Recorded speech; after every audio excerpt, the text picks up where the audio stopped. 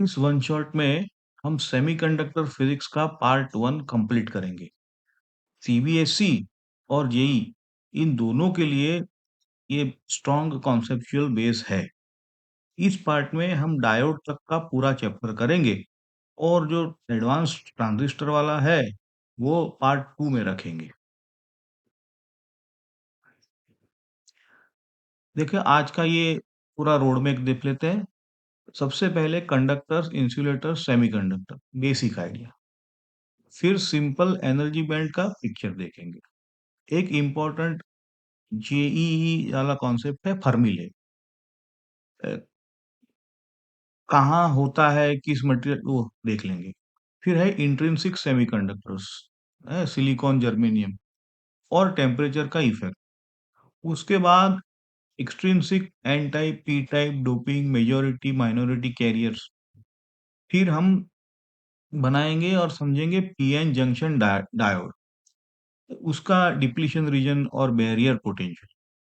Diode का IV characteristic देखेंगे, forward और रिवर्स दोनों में। फिर दोनों के यूज करके रेक्टिफायर के रूप में हाफ वेव, फुल वेव देखेंगे। और एंड में जीनर डायोड कैसे वोल्टेज रेगुलेटर में यूज होता है।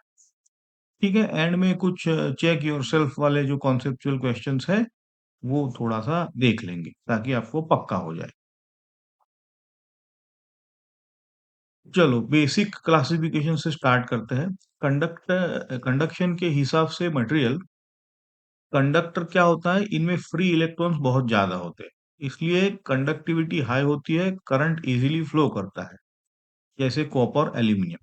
इंसुलेटर में चार्ज कैरियर्स बहुत कम होते हैं, प्रैक्टिकली करंट नहीं हो सकता है, जैसे glass, rubber, plastic.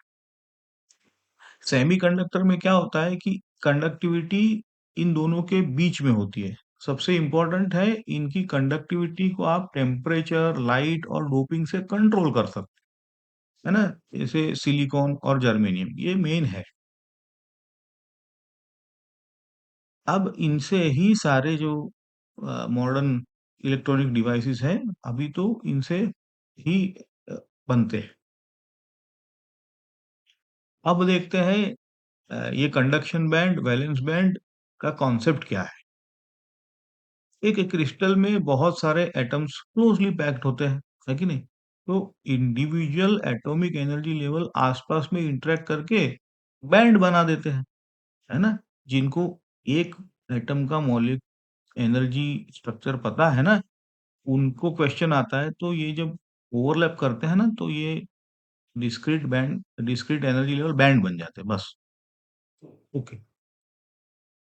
Valence band क्या है, जिसमें वैलेंस इलेक्ट्रॉन्स होते हैं, टिपिकली फील्ड या ऑलमोस्ट फील्ड रहता है। कंडक्शन बैंड यह है, अगर इलेक्ट्रॉन इस बैंड में आ गया तो वो क्रिस्टल के अंदर फ्रीली मूव कर सकता है, यही कंडक्शन प्रोवाइड करता है। दोनों के बीच के रीजन जहां पे अलाउड नहीं होता है एनर्जी लेवल, जहां पे कुछ अ, उसे हम बोलते हैं फॉरबिडन गैप या बैंड गैप, इसको ईजी कहते हैं। देखो क्वालिटेटिवली हम इसको, कंडक्टर में वैलेंस और कंडक्शन बैंड का गैप ऑलमोस्ट जीरो होता है, ओवरलैप जैसा हो जाता है। इलेक्ट्रॉन्स ऑलरेडी कंडक्शन बैंड के आसपास होते हैं। इंसुलेटर में ईजी बहुत ज्यादा, 5 इलेक्ट्रॉन वोल्ट या उससे ज्यादा। तो रूम टेम्परेचर पे इलेक्ट्रॉन को गैप को ये क्रॉस करवाना मुश्किल है। सेमीकंडक्टर में जो ईजी होता है वो 1 इलेक्ट्रॉन वोल्ट के आसपास होता है। तो रूम टेम्परेचर पे क्या होता है, कुछ इलेक्ट्रॉन ये गैप क्रॉस करके कंडक्शन बैंड में आ सकते हैं। देखो इस डायग्राम में आप देखो, कंडक्टर एक ही बड़ा बैंड जैसा है ना? जिसमें ईजी कुछ है ही नहीं, जीरो। इंसुलेटर में नीचे वैलेंस बैंड, ऊपर कंडक्शन बैंड है। बीच का जो ईजी है वो बड़ा है ना? इसलिए कंडक्शन मुश्किल हो जाता है। सेमीकंडक्टर में देखो स्ट्रक्चर सेम है, लेकिन फॉरबिडन गैप जो है वो छोटा है। तो थोड़े इलेक्ट्रॉन थर्मल एनर्जी से बैंड, कंडक्शन बैंड में चले जाते हैं। थर्मल एनर्जी क्या है कि रूम टेम्परेचर में आपका जो है हीट है, उससे ही वो अ, वैलेंस बैंड से टूट के इलेक्ट्रॉन ऊपर चला जाता है, समझे? ओके। अब एक इम्पोर्टेंट ये कॉन्सेप्चुअल लेवल है, जिसको हम कहेंगे फर्मी लेवल, ईएफ। इसका रफ देखो समझो डेफिनेशन। फर्मी लेवल एक रेफरेंस एनर्जी है जो बताता है कि कौन से एनर्जी तक स्टेट्स मेनली फील्ड है। तो आइडियली इसको T इक्वल टू 0 केल्विन पे लेते हैं, तो ईएफ के नीचे सारे स्टेट फिल्ड, ईएफ के ऊपर सारे स्टेट एम्प्टी आइडियली। अब रूम टेम्परेचर भी ये रफली एक बाउंड्री जैसा ही काम करता है, नीचे के स्टेट मोस्टली फिल्ड, ऊपर मोस्टली एम्प्टी। अब ईएफ की पोजीशन देखो, इंट्रिंसिक सेमीकंडक्टर में इलेक्ट्रॉन्स और होल सिमेट्री में है, मतलब n इक्वल टू p, इसलिए ईएफ अप्रोक्सीमेटली बैंड गैप के मिडल में होता है। एन टाइप में डोनर डोपिंग से एक्स्ट्रा इलेक्ट्रॉन आ गए, तो कंडक्शन बैंड के पास ऑक्यूपेंसी बढ़ गई, इसलिए ईएफ कंडक्शन बैंड के करीब शिफ्ट हो जाता है। पी टाइप में एक्सेप्टर डोपिंग से एक्स्ट्रा होल हो गए, तो वैलेंस बैंड में खाली जगह ज्यादा, तो ईएफ वैलेंस बैंड के करीब शिफ्ट हो जाता है। तो देखो आप इसका यूज कैसे करेंगे कि अगर ईएफ कंडक्शन बैंड के पास है, इलेक्ट्रॉन्स मेजोरिटी में एन टाइप, अगर ईएफ वैलेंस बैंड के पास है, होल्स मेजोरिटी पी टाइप, है ना? ये जेई के लिए यूजफुल विजुअल मार्कर है। यहाँ 3 केसेस आप देखो दिखाए हैं इंट्रिंसिक में, नीचे ईवी बोल दो, ऊपर ईसी बोल दो, बीच में जो डैश लाइन है वो ईएफ एग्जैक्टली मिड में आता है। एन टाइप में सेम ईसी ईवी, लेकिन ईएफ ऊपर की तरफ हो गया, ईसी के नियर। पी टाइप में ईएफ नीचे की तरफ, मतलब ईवी के नियर। आप बस इतना याद रखना, मिड गैप मतलब इंट्रिंसिक, ऊपर एन टाइप, नीचे पी टाइप।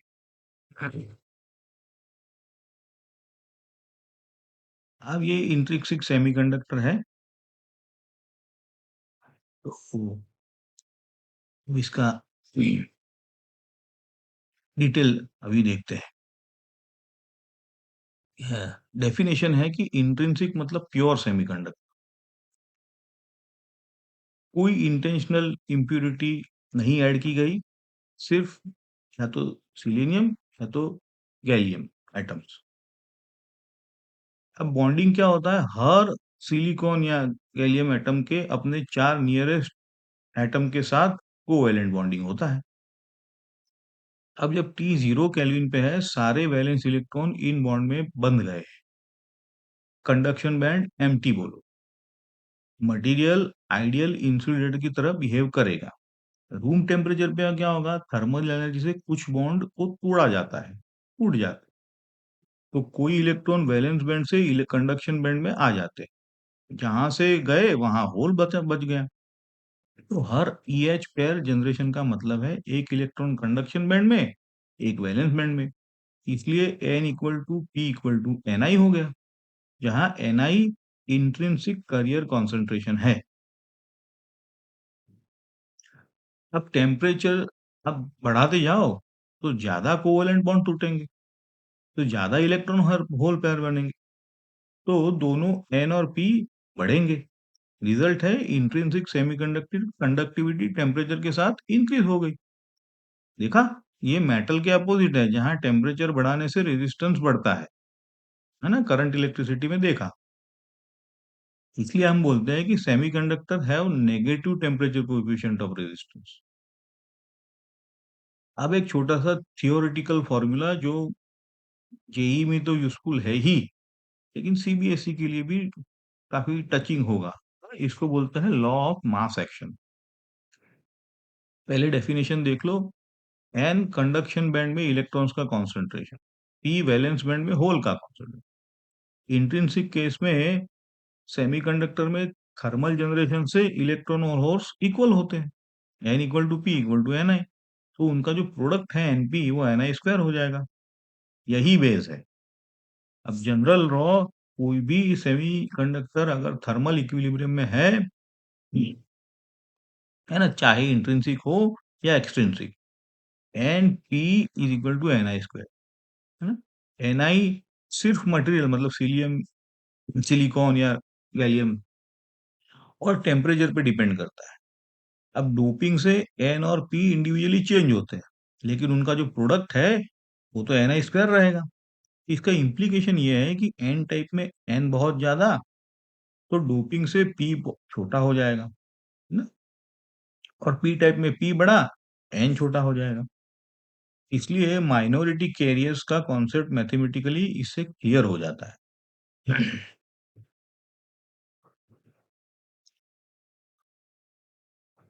ये अब एक्सट्रिंसिक सेमीकंडक्टर देखो कि डोपिंग क्यों करते हैं।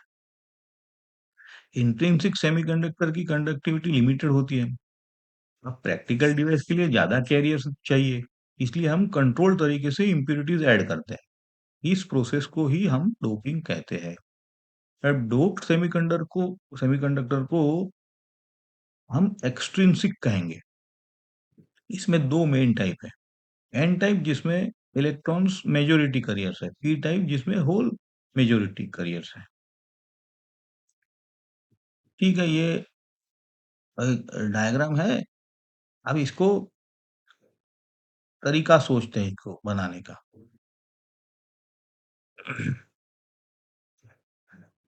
इंट्रिंसिक में 4 वैलेंस इलेक्ट्रॉन्स में थोड़ा सा पेंटावेलेंट इम्प्यूरिटी ऐड करो, तो जिसके 5 वैलेंस इलेक्ट्रॉन हो, जैसे फास्फोरस, आर्सेनिक और एंटीमनी। क्या होता है कि 4 इलेक्ट्रॉन्स नेबरिंग सिलिकॉन एटम के साथ कोवेलेंट बॉन्ड बना लेते हैं, तो फिफ्थ इलेक्ट्रॉन लूजली बाउंड रह जाता है। उसको कंडक्शन बैंड में आने के लिए बहुत कम एनर्जी चाहिए, क्योंकि अब तो वो फ्री है। तो प्रैक्टिकली ये फिफ्थ इलेक्ट्रॉन बहुत इजीली फ्री हो जाता है। अब कंडक्शन स्ट्रांग बना देता है। कैरियर्स है मेजोरिटी इलेक्ट्रॉन्स और माइनॉरिटी कैरियर्स है होल्स, और वो सिर्फ थर्मल जनरेशन से। देखो, डोनर एटम्स इलेक्ट्रॉन छोड़ने के बाद फिक्स्ड पॉजिटिव आयंस बन जाते हैं। ये सोच कई बच्चों यहीं पे गलती करते हैं, है ना। फ्री कैरियर्स कैरियर्स तो करते हैं, लेकिन जो बच जाता है ना आयंस, वो भी तो है। और वो भी वही तो डायनेमिक कंडीशन जो आगे देखेंगे वो कंट्रोल करते हैं। इसलिए एन टाइप को इलेक्ट्रॉन रिच भी बोलते हैं। अब ये पी टाइप का आपके रेफरेंस के लिए डायग्राम है। इसका फॉर्मेशन सोचते हैं। अभी पॉज करके देख सकते हो, लेकिन हम आगे बढ़ते हैं कि इंट्रिंसिक सिलिकॉन में ट्राइवेलेंट इम्प्यूरिटी, है ना, जैसे 3 इलेक्ट्रॉन ऐड कर दो, जैसे बोरॉन, एल्यूमिनियम और गैलियम, है ना। तो अ, क्या होता है कि 3 इलेक्ट्रॉन्स 3 कोवेलेंट बॉन्ड बना लेते हैं, और चौथा बॉन्ड इनकम्प्लीट रह जाता है। तो यहाँ एक होल होता है, बच जाता है। अब नेबर के इलेक्ट्रॉन्स इस होल में जंप कर सकते हैं, जिससे होल इफेक्टिवली दूसरी जगह शिफ्ट कर देता है। तो कैरियर्स क्या हुए, मेजोरिटी होल्स हो गए और माइनॉरिटी इलेक्ट्रॉन्स हो गए। एक्सेप्टर एटम जो है इलेक्ट्रॉन एक्सेप्ट करके फिक्स्ड नेगेटिव आयन बन जाता है। समझे ना, एक्सेप्टर क्यों कहते हैं? क्योंकि जो इम्प्यूरिटी का नेचर वैसा है कि आसपास वाले जो है एटम्स, वो एक्सेप्ट कर लेते हैं, है ना, क्योंकि होल बन गया है। तो बट वो जो बच जाता है एटम, वो नेगेटिव आयन बन जाता है। समझे आप? पी में आयन नेगेटिव हो जाता है और एन में आयन पॉजिटिव हो जाता है। ये जिसको समझ में आया वो डायनेमिक समझ पाएगा डिप्लीशन रीजन का, या तो पीएन जंक्शन का। चलो आगे बढ़ते हैं। ये समरी है। एन टाइप में पेंटावलेंट डोनर इम्प्यूरिटी बोलो, जैसे P, S, S B. Majority electrons, minority hole. Minority किसकी वजह से है? Thermal generation. Donor ions positive. P type में ट्राइवेलेंट मतलब एक्सेप्टर इम्प्यूरिटी बोलते हैं, है ना, क्योंकि उसके पास 3 ही इलेक्ट्रॉन है, तो चौथा बच गया तो एक्सेप्ट तो करेगा ही। बोरॉन, एल्यूमीनियम, गैलियम जैसे। और मेजॉरिटी क्या हो गया? होल्स हो गए। माइनॉरिटी क्या हो गया? इलेक्ट्रॉन्स। माइनॉरिटी क्यों है? अगेन थर्मल जनरेशन से। एक्सेप्टर आयंस नेगेटिव हो जाएंगे। तो इस टेबल से डायरेक्ट एग्जाम पॉइंट्स आपको मिल सकते हैं होपफुली। अब आते हैं पीएन जंक्शन पर। हाँ, जो हर डायोड और ट्रांजिस्टर का हार्ट है, हार्ट। इसका फैब्रिकेशन पहले सिंपल देखो। एक ही सीलियम या जर्मेनियम क्रिस्टल में एक रीजन को पी टाइप बना दो, दूसरे को एन टाइप बना दो। इनका जो बाउंड्री हो जाएगा वो पीएन जंक्शन बन जाएगा। अब देखो इसका डायनेमिक्स। हाँ, कोई बैटरी नहीं लगाई है। तो कंसंट्रेशन ग्रेडियंट की वजह से एन साइड पे जो इलेक्ट्रॉन्स ज्यादा है, पी टाइप पे होल ज्यादा है। इसलिए डिफ्यूजन स्टार्ट हो जाता है। आपको पता है नेचर में क्या है, इलेक्ट्रॉन्स भागता है जहां जरूर है, जहां पे कमी है वहां। तो इसलिए इलेक्ट्रॉन भागने लगते हैं। इसी को डिफ्यूजन बोलते हैं। एन साइड का इलेक्ट्रॉन पी साइड में डिफ्यूज होकर रिकम्बाइन कर लेगा, और पी साइड वाले एन साइड में डिफ्यूज होकर इलेक्ट्रॉन से रिकम्बाइन। और रिकॉम्बिनेशन के बाद क्या होगा? जंक्शन के पास एन साइड पे डोनर एटम्स इलेक्ट्रॉन को खोकर फिक्स्ड पॉजिटिव आयन बन जाएंगे, जैसे मैंने कहा। पी साइड के एक्सेप्टर इलेक्ट्रॉन गेन करके फिक्स्ड नेगेटिव आयंस बन जाएंगे। देखा? हाँ। अब यही आयंस मिलकर डिप्लीशन रीजन बनाते हैं। है ना? ये जंक्शन के पास ही तो ये आयंस रह गए, क्योंकि इनके पास और कुछ है नहीं। अब डिप्लीशन रीजन में जंक्शन के अराउंड का जो एरिया, जहां फ्री इलेक्ट्रॉन्स और होल ऑलमोस्ट खत्म हो गए, जैसे मैंने कहा, सिर्फ फिक्स्ड आयोनाइज्ड डोनर्स एक्सेप्टर बचे हैं, क्योंकि एक्सचेंज तो हो गया। इस रीजन में फ्री कैरियर्स कम होने की वजह से ये एक इंसुलेटिंग बैरियर बनेगा ही बनेगा। तो आयन का डिस्ट्रीब्यूशन देखो, एन साइड पे पॉजिटिव आयन बन गए, पी साइड पे नेगेटिव। तो इनके बीच तो इलेक्ट्रिक फील्ड सेटअप होना ही है, पी से मतलब पॉजिटिव से नेगेटिव की तरफ। यही फील्ड बैरियर का काम करता है, पोटेंशियल बैरियर बोलते हैं, या बिल्ट इन पोटेंशियल बोलते हैं। रूम टेम्परेचर पे रफली सिलिकॉन में ये 0.7 वोल्ट होता है और जर्मेनियम में 0.3 वोल्ट। ये बैरियर जो है मेजॉरिटी करियर्स को फ्रीली क्रॉस करने से अभी रोक रही है। समझ गए आप? क्योंकि है ना, पीछे तो और भी है फ्री करियर्स, बट जैसे ही फील्ड में आएंगे इलेक्ट्रॉन्स, वो वापस फेंक फेंक देंगे। देखो इलेक्ट्रॉन बैरियर की फील्ड कैसी है, और इलेक्ट्रॉन को कहाँ फेंकेगा? पीछे की तरफ। समझे? चलो, अब इस डायग्राम में देखो, लेफ्ट में पी रीजन है, राइट में एन रीजन। बीच में जो ग्रे स्ट्रिप है वो डिप्लीशन रीजन। पी साइड पर नेगेटिव आयन, एन साइड पर पॉजिटिव। नीचे का एरो जो है वो इलेक्ट्रिक फील्ड दिखाता है, एन से पी की तरफ। सही फील्ड बैरियर है, क्रिएट करता है, और मेजोरिटी कैरियर को डिफ्यूजन से रोकता है। अब फॉरवर्ड बायस देखो, पी साइड को बैटरी के पॉजिटिव टर्मिनल से, एन साइड को नेगेटिव टर्मिनल। ठीक है, सिंपल है, याद रखना भी। वो एक्सटर्नल फील्ड और built in field opposite direction में है, समझे? तो एक्सटर्नल वोल्टेज जो बैरियर पोटेंशियल को अपोजिट करेगा, डिप्लीशन रीजन नैरो होता जाएगा। मेजॉरिटी कैरियर्स, ई साइड के होल, एन साइड के इलेक्ट्रॉन, इजीली जंक्शन को आप धीरे धीरे क्रॉस करने लगेंगे। जब फॉरवर्ड वोल्टेज ये कट इन से ऊपर हो जाए, जो आपका बिल्ट इन है उससे ऊपर होगा, जैसे सिलिकॉन में 0.7, जर्मेनी में 0.3, तो फॉरवर्ड करंट आपका रैपिडली इंक्रीज होता है। अब रिवर्स बायस में देखो, पी साइड को बैटरी नेगेटिव लगाओ, एन को पॉजिटिव लगाओ। एक्सटर्नल बिल्ट इन, ये जो बिल्ट इन बैरियर है वो ऐड करेगा एक्सटर्नल अपना सर्किट। तो डिप्लीशन रीजन और ज्यादा वाइड हो जाएगा, मेजोरिटी करियर जंक्शन से दूर खींचे जा रहे हैं। तो करंट क्या है? तो फिर करंट क्यों है ना, कई सवाल बच्चे पूछ लेते हैं।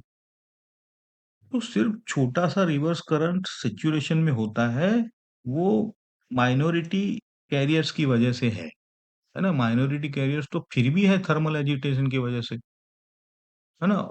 तो माइनॉरिटी कैरियर तो उल्टे हैं, इसलिए उनका, और वो कम है, इसलिए उनकी वजह से ये करंट है, समझे? अब जंक्शन ब्रेकडाउन रीजन में चला जाता है, तो रिवर्स करंट को अगर बढ़ाओगे तो इसको एवेलेंच या जीनर ब्रेकडाउन, एवेलेंच मतलब एकदम से उभर के आना, हाँ, या जीनर ब्रेकडाउन, जिसमें छोटा सा वोल्टेज इंक्रीज से करंट बहुत तेजी से बढ़ने लगता है। जब आप उसके जो ब्रेकडाउन वोल्टेज के करीब आओगे, उससे ज्यादा बढ़ाओगे, तो आपका करंट बढ़ जाएगा, एवेलेंच बोलते थे, एकदम एकदम से बढ़ना। अब ये क्वालिटेटिवली आईवी देखते हैं। फॉरवर्ड साइड में देखो, लो फॉरवर्ड पे करंट बहुत छोटा है। जब वो 0.7 वोल्ट या 0.3 है ना, तो ऊपर जाता है तो डिप्लीशन रीजन को थीन हो जाता है और करंट नॉन लीनियर तरीके से रैपिडली बढ़ने लगता है। ये रेड कर्व जो है, पर यहाँ पे ना ऐसा समझो कि कटिंग जहाँ लिखा है वहां एकदम फ्लैट होता है, फिर एकदम से बढ़ने लगता है। अब रिवर्स साइड में रिवर्स वोल्टेज आप बढ़ाते रहो जब तक ब्रेकडाउन नहीं आया। रिवर्स करंट ऑलमोस्ट कांस्टेंट है, बहुत छोटा है। यही रिवर्स सैचुरेशन करंट है। ब्रेकडाउन के बाद करंट एकदम इंक्रीज हो जाता है अनकंट्रोल्ड वे में, एवलांच बोलते हैं। तो इस ग्राफ में हॉरिजॉन्टल एक्सिस में वोल्टेज वी, वर्टिकल में करंट आई, है ना। फॉरवर्ड क्वाड्रेंट में रेड कर्व जैसे कहा वो है, अ, और नॉन लीनियर फॉरवर्ड कैरेक्टरिस्टिक्स है, देखो यहाँ पे, क्योंकि स्ट्रेट लाइन नहीं है इसीलिए नॉन लीनियर बोलते हैं। तो रिवर्स में लेफ्ट वाला जो है ब्लू लाइन, यहाँ सैचुरेशन करंट फ्लैट है, और जब ब्रेकडाउन आता है तो वो एकदम से बढ़ने लगता है। ये यही आपका आईवी कैरेक्टरिस्टिक कर्व बोलते हैं। इसको ही आप आपने प्रैक्टिकल में भी किया है, और यही कर्व आपको याद रखो तो आसानी से बिहेवियर याद रह जाएगा। अब डायोड का सिंबल देखो, एक ट्रायंगल लाइन है,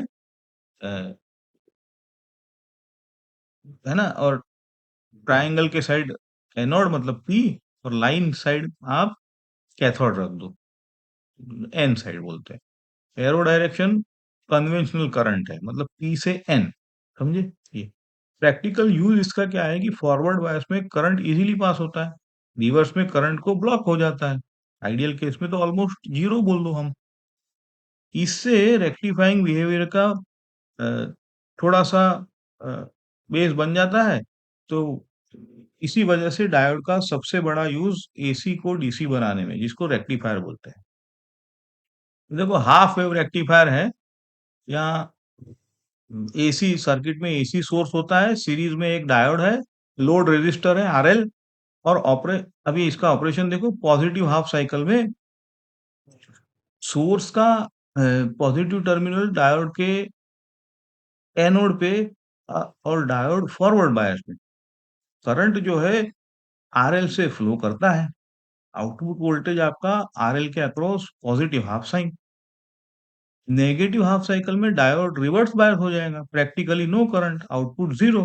तो नेट इफेक्ट क्या होगा आपका, सिर्फ पॉजिटिव हाफ साइकिल मिलेंगे, आउटपुट एक पल्सेटिंग डीसी है, समझे ना आप। अब देखो, हाफ वेव रेक्टिफायर है, लेफ्ट ग्राफ आपका प्योर साइनोसॉइडल एसी इनपुट है, प्लस माइनस दोनों हाफ साइकिल। राइट ग्राफ में आपका आउटपुट है अक्रॉस आरएल जो है अपना, पॉजिटिव हाफ साइकिल में सेम शेप में है, लेकिन नेगेटिव में जीरो बन गया। यानी हाफ वेव रेक्टिफायर एसी का सिर्फ आधा पार्ट यूज करता है। अब ये फुल वेव रेक्टिफायर है ना। ये देखो यहाँ पे आप पॉज करके ये डायग्राम को देख लो, इसमें ज्यादा आप, है ना, हम सिंपल कॉन्सेप्ट देखो आगे बढ़ते हैं।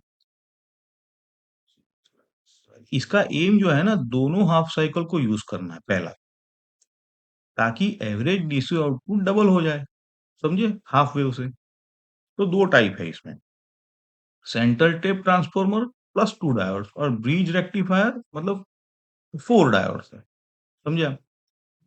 अब ब्रिज का ऑपरेशन सिर्फ कॉन्सेप्चुअली देखो, ज्यादा इसमें कुछ है नहीं। पॉजिटिव हाफ साइकिल में डायोड का एक पैर कंडक्ट करता है, लोड के थ्रू करंट एक पर्टिकुलर डायरेक्शन में फ्लो हो जाता है। नेगेटिव असेंबली दूसरा पैर कंडक्ट करता है, लेकिन लोड के थ्रू करंट का डायरेक्शन सेम रहेगा। इसी तरह दोनों हाफ साइकिल पॉजिटिव साइड पे फोल्ड हो जाते हैं। देखो यहाँ जो लेफ्ट वाला है एसी इनपुट साइन वेव है, राइट में फुल वेव आउटपुट है। नेगेटिव पार्ट भी पॉजिटिव साइड में फोल्ड हो गया है ना, जैसे साइन थीटा वाला आई साइन, यानी आउटपुट भी पल्सेटिंग डीसी है।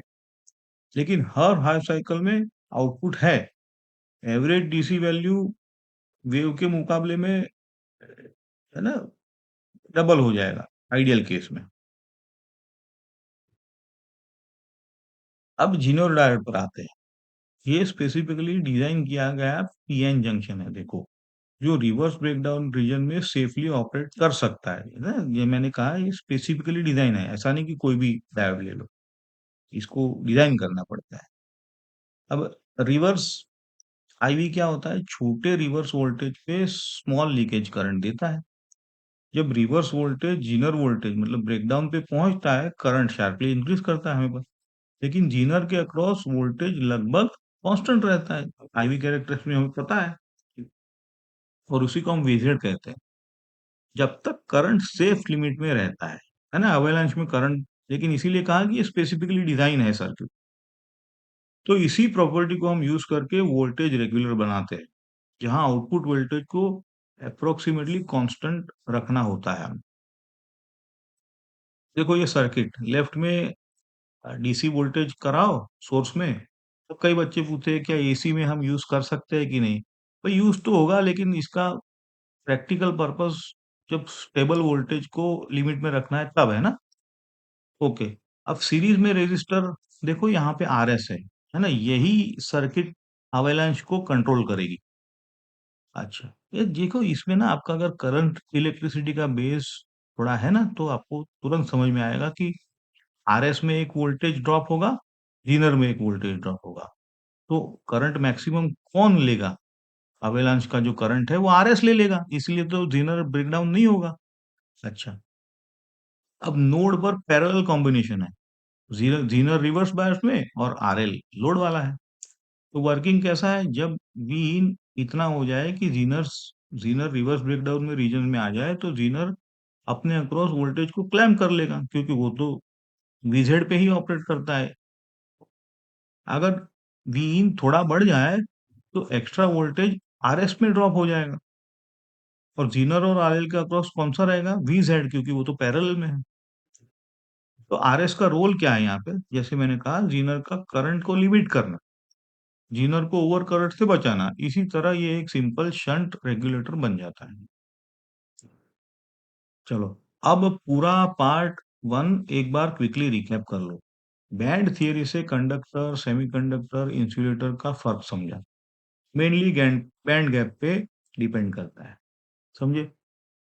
अच्छा, फर्मी लेवल क्या है, इंट्रिंसिक में मिड गैप में होता है, एन टाइप में ईसी के नियर, पी टाइप में ईवी के नियर। इंट्रिंसिक सेमीकंडक्टर मतलब प्योर सिलिकॉन या जर्मेनियम, जिसमें N equal to P equal to N आई।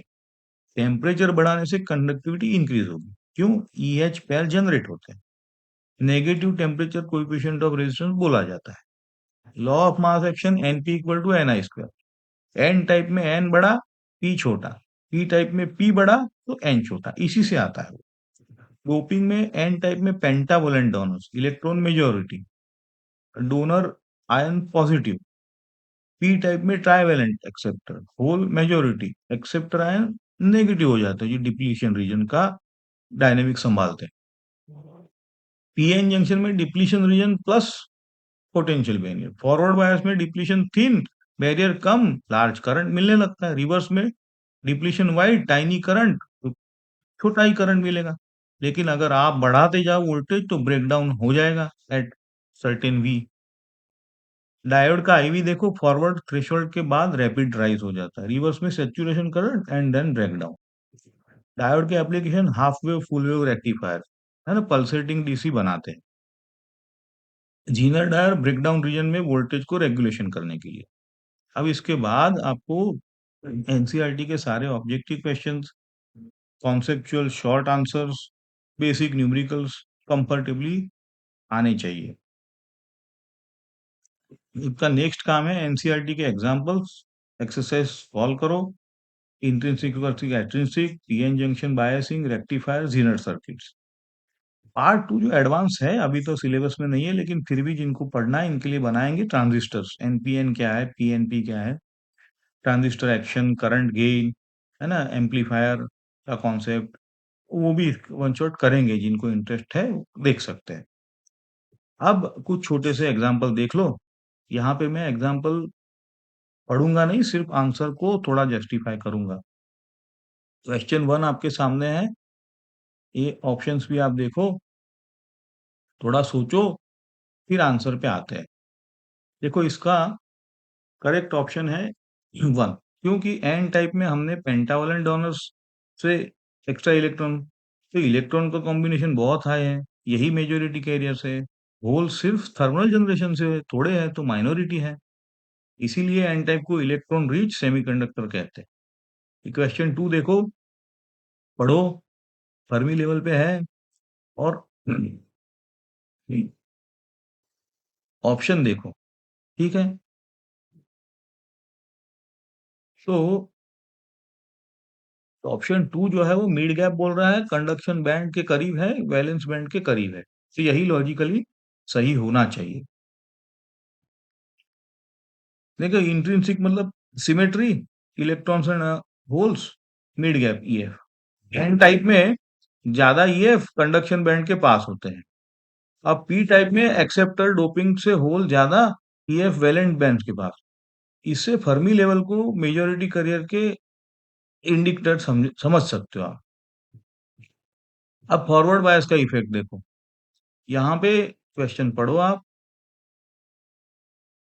देखो ऑप्शन से, आप देखो दूसरा वाला जो है डिप्लीशन रीजन विड्थ इंक्रीज और करंट इंक्रीजेस, ये फिजिकली सही लगता है। चलो इसको देखो, वेरीफाई करो। Forward bias built in barrier को अपोजिट करता है, इसीलिए डिप्लीशन रीजन नैरो होता है। नैरो बैरियर से मेजोरिटी कैरियर जो है इजीली क्रॉस करते हैं, इसीलिए फॉरवर्ड करंट रैपिडली इंक्रीज होता है ना, जब कट इन से ऊपर हो तब। अब ये क्वेश्चन फोर को देखो, अगर और ये ऑप्शन देखो, अगर आपको फॉर्मूला याद हो, हाफ वेव रेक्टिफायर जो वी होता है, वी एम बाय पाई होता है ना, फॉर्मूला भी आप याद रखो तो हो जाएगा। अब जो करेक्ट ऑप्शन डी है, उसका डेरिवेशन देख लो। यहाँ पे मैं, अब ये डेरिवेशन सिंपल इंटीग्रेशन है, इसलिए ज्यादा इसमें खुद ही देख लो कि कैसे इंटीग्रेट करते हैं, है ना। आसान है, और ये जेई और सीबीएसई दोनों में यूजफुल है। आगे बढ़ते हैं, फुल वेव रेक्टिफायर में क्वेश्चन को पढ़ो पॉज करके, ऑप्शन देखो। अब फुल वेव में दोनों हाफ साइकिल यूज होते हैं, तो हाफ वेव के डबल आना चाहिए, तो 2 Vm/π। ये मेन मेन चीजें आपको याद रखने के लिए दिए हैं सारे क्वेश्चंस। करेक्ट ऑप्शन दो है फुल वेव में। अगेन, ये एवरेज कैसे निकालते हैं आप, वो ये भी इंटीग्रेशन है, अ, इसको मैं वापस दोहराऊंगा नहीं। तो ये इंटीग्रेशन की लिमिट डाल के, वैल्यू डाल के आपका 2 Vm/π आ जाता है। इसलिए ideal full wave rectifier DC output पे 2 टाइम्स होता है। अब जीनर डायोड का देखो रीजनिंग, ये लास्ट क्वेश्चन है। सिंपल जीनर रेगुलेटर है, वीजेड 5.6 वोल्ट है, इनपुट 8 से 12 वोल्ट धीरे धीरे बढ़ता है, लोड के अक्रॉस वोल्टेज के साथ क्या होगा, तो ऑप्शन दिए है। अब जीनर रेगुलेटर का काम है, तो आउटपुट को क्लैम्प करेगा वीजेड के नीचे, वीजेड के नियर,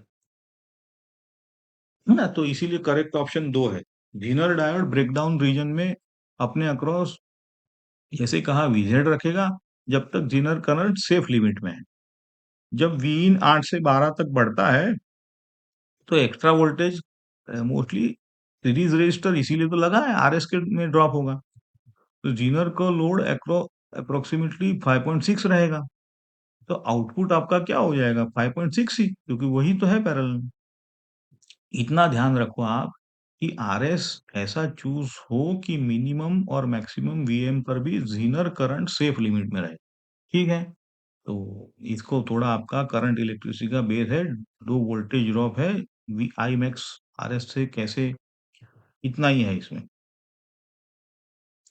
चलिए, होप आपको ये वन शॉट अच्छा लगा है। Thank you.